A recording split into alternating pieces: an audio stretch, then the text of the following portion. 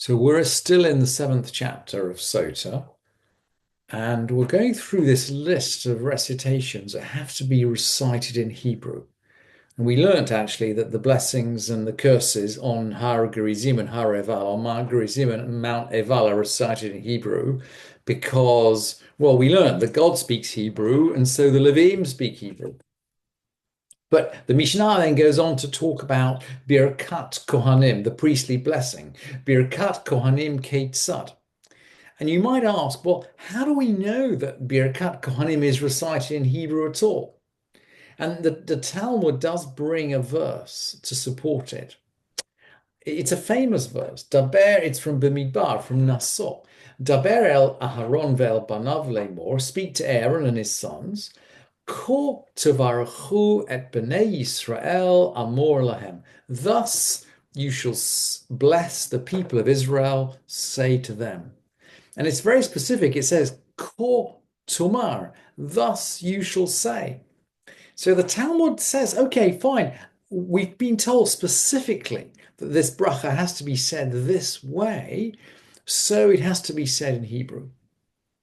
That's why it comes in our list. But there are different ways of saying it. And we'll see. Birkat Kohanim Ketzad. How is the priestly blessing? In the provinces, it is said as three blessings. And I guess we're familiar with that from practice in the synagogue today. It's, we say the Kohanim say three blessings and we say Amen after each blessing. But that wasn't how they did that, apparently, in the temple. Uva Mikdash bracha achat. In the temple, there was only one bracha. So they would say all three of the brachot. And then the people would listen to all three. They wouldn't say Amen in the middle.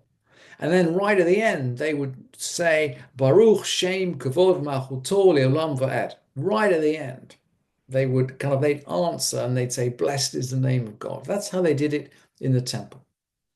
And there are other differences too. Bamikdash Omrim et Hashem ki ktovo.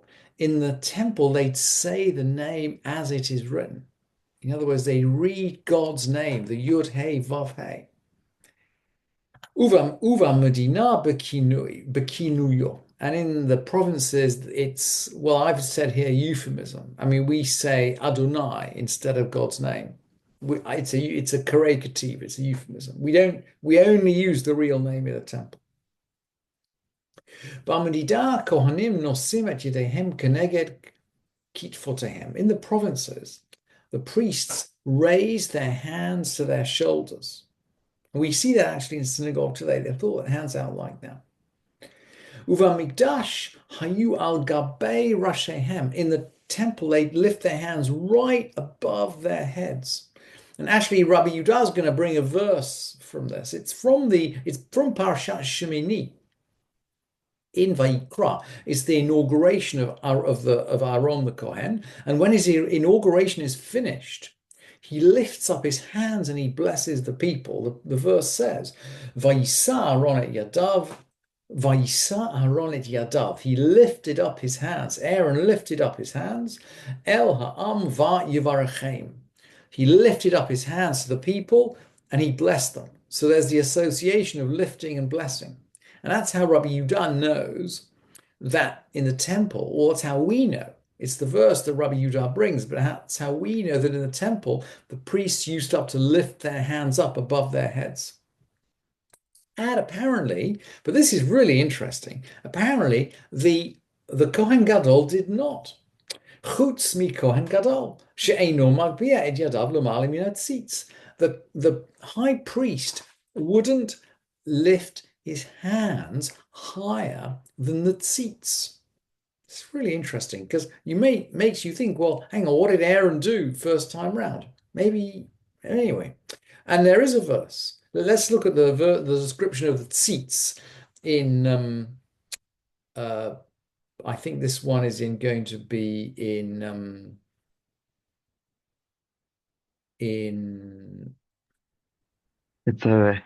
Tetzaveh, in Tetzaveh. Okay, in Parshat Tetzaveh, thank you.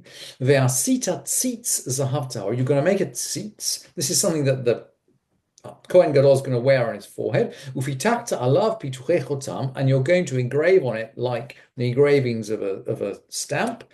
Kodesh Lashem, holy to God. We're going to actually put the name of God on the tzitz, which the Kohen Gadol is going to wear on his forehead. It's part of the priestly garments. That's why it's in Parashat Tetzaveh.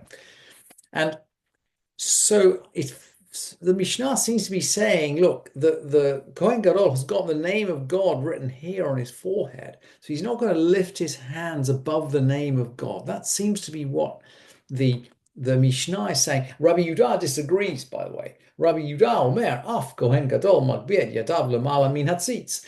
Rabbi Yehuda uses our pasuk, and he says even the Kohen Gadol lifts his hands above the tzitz, because we know Aaron et Yadav because we know Aaron lifted his hands towards the people, and he blessed them. And the Rambam tells us that the halacha does not go according to Rabbi Yehuda. Let's look then at one more set of blessings. So we've had Birkat Kohanim, the blessings of the Kohanim with which they bless the people. Now let's look at the bracha of the Kohen Gadol. Birchot Kohen Gadol Ketzad. How are the blessings of the high priest? Now, this is not actually the blessing of the people. This is not the Birkat Kohanim that we know. This is not the blessings of the people. These are the blessings after the Torah reading on Yom Kippur. And we've learned this Mishnah before, by the way, in Yoma. This Mishnah comes in Yoma. And it describes the reading of the Torah and the Haftarah on Yom Kippur. And the brachot. The brachot after the Haftarah are the brachot of the high priest. And so this will be very familiar to us. Chazan Knesset notel sefer Torah v'nonol rosh Knesset. So the synagogue Chazan takes the Torah scroll and he gives it to the head of the synagogue. V'rosh Knesset notnol asket lasegen, and the head of the synagogue gives it to the deputy.